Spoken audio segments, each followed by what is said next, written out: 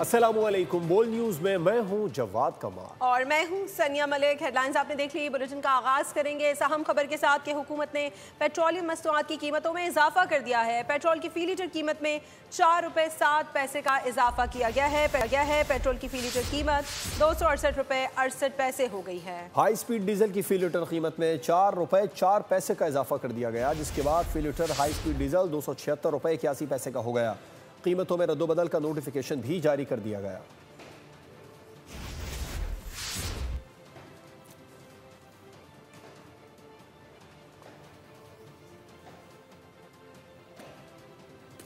Petroleum मस्तूआत की कीमतों में हुकूमत की जानिब से इजाफा किया गया है। पेट्रोल की फी लीटर नई कीमत में इजाफा किया गया, जो 4 रुपए 7 पैसे इजाफे के बाद अब नई कीमत 268 रुपए 68 पैसे हो गई है।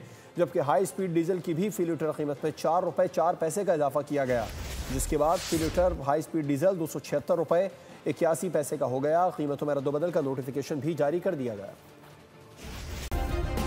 सब्सक्राइब करें और बेल दबाएं ताकि कोई खबर रह न जाए।